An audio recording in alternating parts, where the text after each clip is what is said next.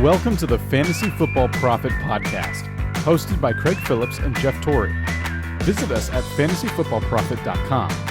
And now your hosts, Craig and Jeff. Welcome everyone to the Fantasy Football Prophet Podcast. I'm Craig Phillips, joined as always by Jeff Torrey, and today we're talking trending down players. So players that have gone maybe down our rankings here recently for whatever reason. I mean, we haven't seen them in preseason, so it's hard to, I guess. Maybe Jeff, I don't know if you have some actually real reasons other than just, hey, I don't like this guy as much anymore. I feel like there's some. There might be some of that, hey, I just don't like this guy reasons. But hey, let's just jump into it. Let's figure it out. If you want to find us out places, go look in the notes of the show. You don't have to hear my spiel. Let's jump into this thing, Jeff. We have 3 players each that are trending down as we head to probably one of the biggest draft weekends. These next 2 weekends are the big draft weekends for this season. So who is a player that you're not looking at getting anymore? So my number 3 is going to be T.Y. Hilton, actually. So I didn't end up with, it's probably why he moved down on my list, because I found that every time that I had the ability to get him, I decided not to. We haven't heard anything great. He had a hamstring pull. He was hobbled last year. I don't know if Rivers still has it or not. Everything leading up to this year makes me doubt T.Y. Hilton. And I still think that he is being drafted too high. And I've seen him go, mid-teens because he is a good wide receiver. He's a larger name. I think that wide receiver is so deep. I don't know why I would take him. So, I don't have a huge reason why, but T.Y. Hilton, he doesn't excite me, and he's fallen way down my list. He hasn't fallen down my list necessarily. He just hasn't ever gone up my list at all either. I just don't. Yeah, I'm not sure if Phillip Rivers can play anymore. Yeah. That I worry about Phillip Rivers. I truly do. I just don't know if he has it. Well, here's a question, too, and maybe he didn't fall down your list, but he's on the board. Do you go elsewhere? Yeah, almost every time. Right. So I think that is an important, kind of stipulation to put out there. It's just one of those things where I just don't have the desire to get T.Y. Hilton, and maybe I'm wrong, but I think the track record shows I'm not wrong. I mean, T.Y. Hilton, what are his big seasons? It's been 2016 was where he really put numbers up. Right? What's he done in the last 3 years? That 2018, 76 for 1270 was okay, 6 touchdowns, but still it's only 76 catches. That was fine, but in between there you have years that are just not that good. I'm just not, I don't know. I'm just not there. I can't draft him. Yeah. I just don't like doing it. Is he 31 or going to be 32? I think he is, he's good. He'll turn 31 this season. Okay, so he'll be 31, and I know that the idea is that he's going to bounce back, and you have Rivers over, Brissett. Mm-hmm. I don't know if it's going to be any better, to be quite honest, and he keeps getting older. Not a lot to get excited about. I hope I'm wrong. I mean, I like him as a player, but, Yeah, just not, I'm not there. All right. We'll go with my number 3, and it's going to be Kenyan Drake. And I think, with Kenyan Drake, I don't know how serious it is. It probably isn't, but he's in the walking boot right now, which I just don't like that. I just don't like that this close to a draft. That's why he's going down, because we're drafting this weekend in one of our leagues. And if you're going to draft a player at where Drake is being ranked, you don't feel good with that, do you? I don't feel good with that if a guy in a walking boot. And I was already not 100% on board with Drake before. There's something there where he hasn't shown it to me yet over a full season. He's shown flashes in Miami, right? And then he obviously flashed in Arizona last year. But we went through this a couple weeks ago. I don't feel like his numbers, I think they weren't as good as people remember either. I think it was a few big games that kind of boosted his overall. But in reality, I don't know if I pull this up right. It was really weeks 15 and 16 that really boosted him. In week 15, where he had 137 yards and 4 touchdowns. Before that, in Arizona, he started off with 50. This is, I think, where it gets, mistaken or forgotten. He had started out 15 carries, 110 yards, touchdown. Looked really good in his first game. Here his next 4 games in Arizona. 10 for 35, 16 for 67, 13 for 31, 11 for 37.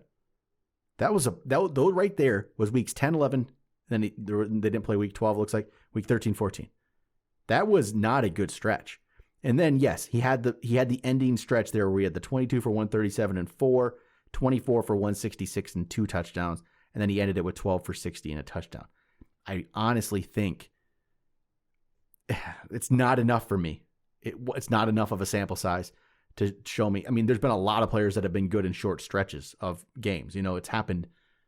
It happens every year. It happens all the time. I'm just not.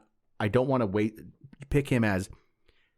Some people were getting him as their running back 1 or, high end running back 2. I can't go there. And now in the walking boot just makes me lower and more. And I'm more about getting Chase Edmonds late or even Eno Benjamin, like extreme. Like you don't have to draft Eno Benjamin, but it's a name to think about. But I'd rather get Chase Edmonds at the end of a draft and throw him on my bench and hope that works out a little bit more than I'd even think about getting Kenyan Drake. So he's kind of just gone to my undraftable place where I just will never pick him. I will always go elsewhere, just like you're doing with Hilton. I will always go elsewhere with Drake now. So, Kenyan Drake going down. I don't mind it. I don't know if I have as much of a, hesitation towards him as you do, obviously, but I've not, he has not showed up on any of my. See, you don't get him either. It just doesn't happen. So, yeah, I like that one. All right, number 2. This one's not going to be a shock to anyone, but Sony Michel. As far as that goes, he's hurt. Damian Harris, he was on our trending up. Sony Michel has gone from maybe a sneaky pick late in the draft for me to I don't even think about him anymore. So I had to put him on here. He completely fell off my radar. So as simple as that. Yeah, it's all. And Damian Harris is jumping up. Sony Michel, I just don't feel like he's going to be healthy. He doesn't seem to be healthy. I haven't really heard good news about him. There hasn't been anything you're hearing. So that he's going to be able to come back and play. No. And even if he did, he wasn't good last year. I don't like it. And they have no loyalty there in New England. They don't, just because he was their back the last 2 years, who cares? They'll easily just discard you if Damian Harris looks even anywhere as good or better than Sony Michel, which he probably is at this point.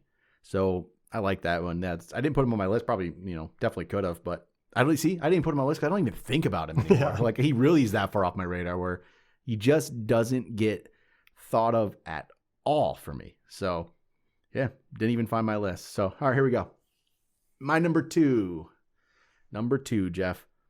Tyler Higbee. All right. So, I know you still don't agree, but I'm just going to keep bringing it out there every single week here and telling everybody, don't draft Tyler Higbee. I'm telling you, don't do it. Do not make that mistake. It's a mistake. It is a mistake, and it's a bad mistake, and it might ruin your season.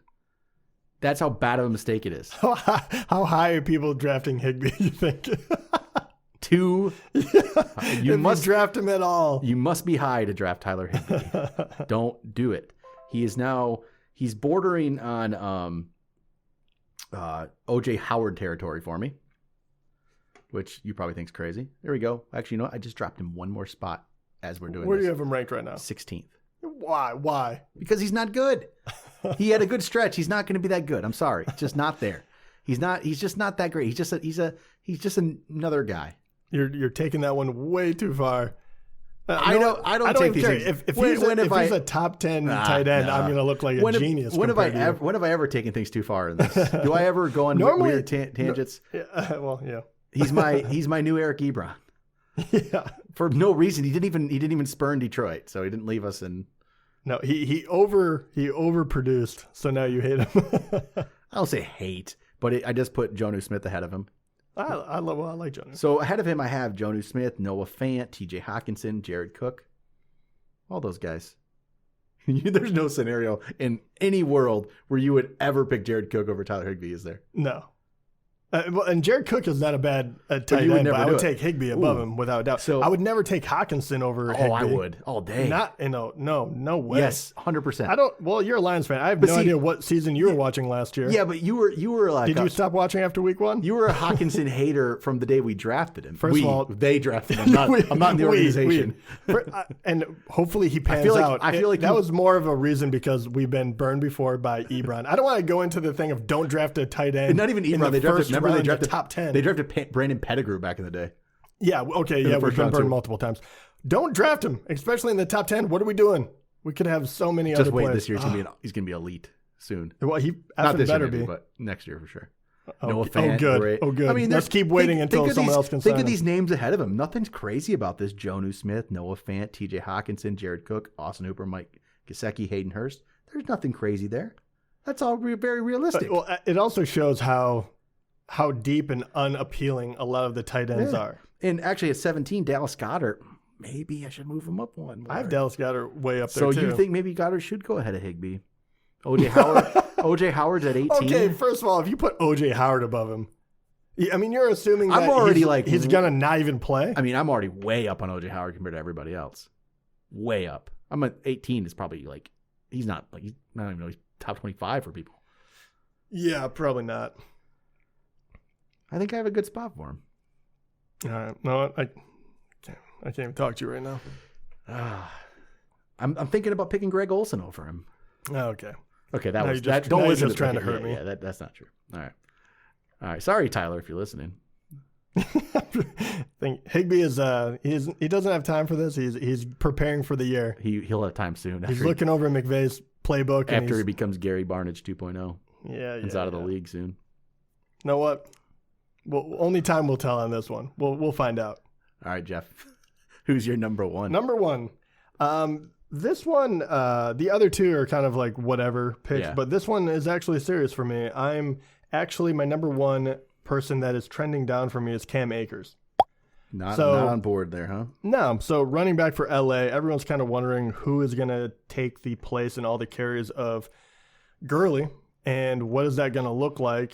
I feel like people got really on board with Cam Akers being the no-brainer number one there. First of all, I'm not completely sold on that. And I feel like everything I hear has been more of a, hey, this is going to be a, running back by committee deal with Henderson. So obviously that already hurts him. Some of the beat reporters talk about how like Cam Akers, second half of the year that's when he'll start pulling away. Honestly, if you're drafting him in the top 30, which a lot of people were doing, you don't really have time to wait for that. And on top of that, I don't know if they even fixed their line yet. There's nothing that has told me that whatever was holding Gurley back, because it was an injury obviously last year. I think it was the line in the offense. We don't know if that is fixed. And you put those things together, and I was waiting for some sort of, beam of light, even if it was like, okay, well, no, we're going away from Cam Akers and we're going towards Darrell Henderson, or man, the line has looked so much improved from last year, or we figured out what their offense is going to do. Like the no news thing is killing me. And for running back, like if you're planning on waiting to get this guy later, as far as running back goes, right, it would be in the second half of maybe 20 to 30. Mm-hmm.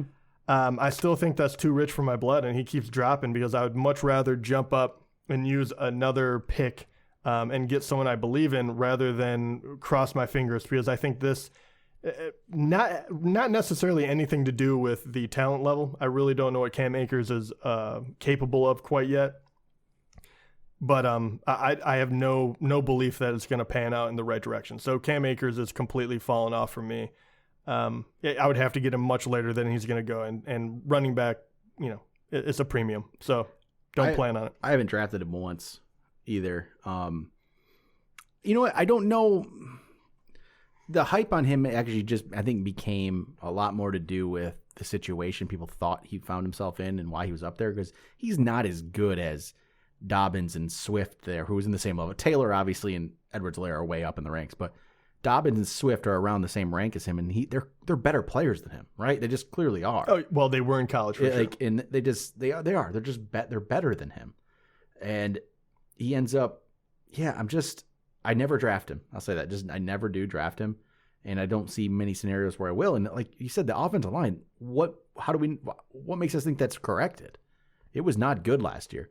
It didn't just show in Gurley, it showed in Goff. He had no time, and look how bad he was last year compared to what he was 2 years ago in the Super Bowl run. And a part of me wants that line not to get that much better because that helped out Tyler Higbee. I guess. The line's great now. Yeah. They're just going to run it and have all the time to throw the ball to Cooper Kupp and Robert Woods. Yeah. All right. We're to my number one. Here we go, Jeff. You ready for this one? I don't know if I'll upset you or not with this one, too. Juju Smith-Schuster. No, that one doesn't surprise me. So I don't know what to think about Juju. Obviously, he showed a lot of promise in his first year, right? It was great in his second year, just massive numbers. He also had Antonio Brown there with him. And he had 166 targets, which was a lot of targets. So last year, okay, I know Ben wasn't there. The quarterbacks weren't good. Mason Rudolph, Duck Hodges, they weren't good. But Juju was really bad. He wasn't good at all.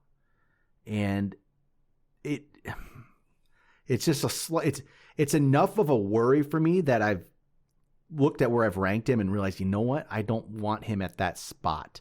I don't want him to be like a borderline wide receiver 1 or, the very high end wide receiver 2. I'm like, I can't actually do that anymore. And this is a change from a couple weeks ago even. And I've just thought about it and I've dropped him. I dropped him down to 18th in the ranks now for me, which is about a 7-spot drop, I think. And I'm just worried that, we have, hopefully Big Ben is there and he can play again, right? But we haven't seen it. We don't know for sure. And can he play yet? I know he can, right? He showed it 2 years ago, but I need to see it more. And it's worried me enough where he's fallen off. I'm not saying he's a bad player. I'm not saying he's going to bust, anything like that. It's just he's moving down my list and I'm putting in a spot where I probably don't draft him. And again, a lot of these players on the list, it shows up as we've done a lot of drafts in the last couple weeks, and these are guys that we never end up with. I don't end up with Juju. I don't know about you. You might get him on a team or two. I'm not sure how it's worked out. I haven't either. See, I like Juju, but I think there is cause for real worry, and I don't think it's a talent thing. No, I don't think so either. But it's just enough where he had to move down my list because I just don't get him, and I don't need to take that risk. I guess maybe we're missing out. Maybe he becomes Juju of 2 years ago, and it would have been great to get him as your wide receiver 2, but I don't end up getting him. I end up liking like DK Metcalf after him even, players like that who, have risk too, but you get them for a lesser value. So Juju just moves down my list slightly. And this is pretty much what this list ended up becoming for me, is players I never draft and then a player that I just have a weird hatred for. So, yeah. So I don't know. He didn't do anything to me. Tyler didn't. It's a tight end thing. I feel like every year you pick one to dislike. I'm sorry, man. Sorry, Tyler. Didn't really mean to do this to you. But, all right, there we go. Trending down. Not the most uplifting episode, I know. I do get that. But I just think these are guys that we've just seen that we don't draft. And I don't think – I'm looking at your list and my list, and I have not had one of those players on my team. You probably have had Higbee. So that's about the only player, I think, out of these 6 that has even been drafted by one of us. Because you for some reason like that guy. Yeah, well, the crazy part about that is he still goes really low. Yep. So I've gotten him at the end of a draft, Really? Yeah. Yeah, okay, that's not terrible value then. But when I legitimately I saw him going like round 12 or something. Yep. When you have and I was like, heck yeah. See, I just like to get Gesicki and guys like that later, but. To be fair, I could have drafted him earlier and I didn't. Yep. So, but once again, tight end, that's a tough one. I wait really, really long if I don't get one of the top guys. Yep. All right. That is going to do it for today. We'll be back next week with some more episodes for you guys. Talk to you then.